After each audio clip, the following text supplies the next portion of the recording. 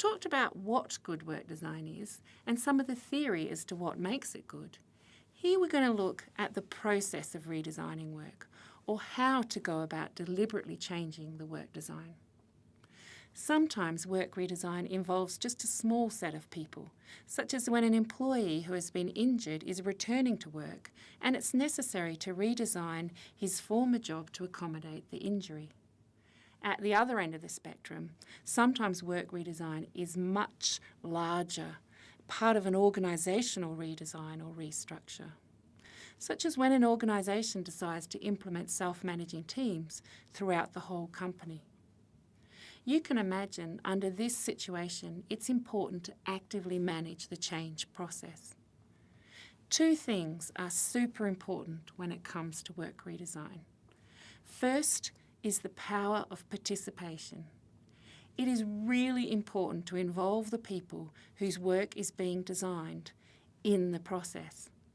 Obviously, it's more motivating and less stressful for people to have a say in how the work is structured. But even more than that, the solution will be better. This is because the people who do the work day in, day out know the most about it.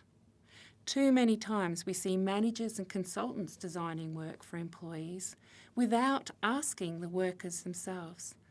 I suggest go even further, not just consult, but actually involve the workers in the process. A second very important point is to remember that if you want to change the work, you need to change the broader systems and practices that support the work design. For example, if you introduce teamwork, you might need to change the selection system to recruit people who like working in teams.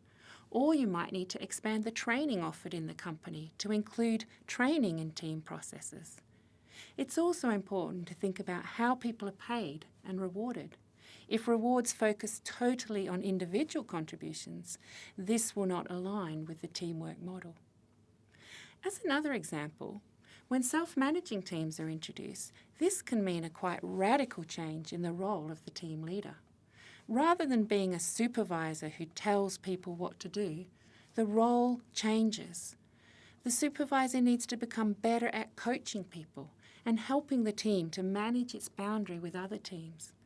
These sorts of leadership skills are very different to the more traditional command and control model. So when redesigning work, it's important to think about the ripple effects of the change for training, selection, leadership, reward systems and other practices. It's not always easy to redesign work. Indeed, it can be very challenging because it involves changing the traditional power structures in an organisation. But I hope I've convinced you that it's worth making the change. Good work design makes a powerful difference to the lives of people at work.